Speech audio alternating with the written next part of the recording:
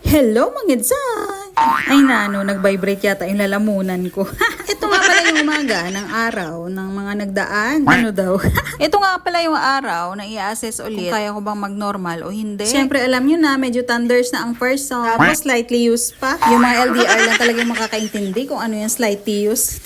Nasakto na nga lang na umuulan-ulan naman ngayon. Kaya lang, kahit maulan, siyempre kailangan tuloy pa rin ang buhay, no? Kailangan na kasing malaman to kasi para makapag-desisyon na tayo ng mga hakbang natin sa buhay ba. Naghanda na nga ako nito na makakain, no? Para makapag-ready na nga na umalis. Pagkatapos, yan, dating gawi ay init-init na nga lang ulit ng sabaw. Ang dami ko pang sabaw dyan. Dahil nga naghintay pa pala ako na makakapag-normal sana. Inabot na nga ako ng almost due date na. Parang 4 days na lang, mag-due date na nga ako. Ay, teka, napasok pa ang person ba? Kapag kabuanan mo na nga, ay weekly talaga ang check-up. At saka dapat ay nakaschedule na nga ako ng CS noong June 23. Kaya lang, medyo umigigi yung pakiramdam ko ba? Kaya medyo lumakas yung loob ko na ipa-cancel nga. Ayun, sabi ko, mag-antay-antay na lang muna na sumakit ang tiyan. Na baka sakali na kayanin ko mag-normal ba? Kaya nung check-up ko noon, ay nagpa-iilang ako at pinatingnan. Kaya lang, noong time na yon ay close pa nga ang cervix ko, tapos napakakapal. At yung ulo ni baby ay napakataas pa. So, ito nga, on the way na kami, papunta doon sa clinic. Kasama ko nga ang nanay ko nito. Ay, grabe, naka-jacket sila. Ako, tagaktak ang pawis. So, ayun, pagdating nga namin dun sa clinic, ay hindi na nga ako nakapag-video. Kaya fast forward, ay tapos na nga ang check-up ko nito. At dumaan nga kami doon sa tahian ng kapatid ko doon, malapit lang doon sa may clinic. Minsan talaga nakakalimot-limot na ako mag-video-video na yan. Nagbe-feeling vlogger pala ako. So, ayan, dahil naggutom na nga kami, ay kumain muna. No? Kinalimutan muna ang mga diet dahil wala namang mabili na ibang pagkain. Kapatid ko pala yan na bunso, mas malaki pa sa akin, ano po. At tawang-tawa nga ako dito sa may kutsara dahil pinagsama na tinidor at kutsara. Ano ba yan? Hirap kumain dyan. So, ayan, kwento ko na lang kung ano nangyari doon sa may check-up, no? So, ayun nga, inaiulit ako. Para malaman nga ang kalagayan kung mayroon bang improvement. Ay, abay na ko dyan. Sa dami ng ginawa ko sa buhay, ay wala man lang nagbago. Sobrang close pa rin, makapal, matigas. Pareho pa rin nung isang linggo yung kalagayan ng cervix. Pagkatapos, napakataas pa rin ang ulo ni baby, wala pa rin nagbago. Naglakad-lakad na ako, nag-exercise, kinain ko na yung mga sabi nila nakakatulong, wala pa din. Dumaan pala dito si nanay, nagbumili ng prutas bago kami umuwi. So, yun nga, dahil nga ganun pa rin yung kalagayan at pa-due date na. Ang sabi, wala din naman talagang chance na mag-labor ako this week. Sabado, due date ko na. Kaya dapat daw mag-desisyon na nga daw ako. Kasi maliban nga sa lahat, tingnan nyo naman ang tiyan ko, napakalaki na zan. Kaya sabi ko, ay siya,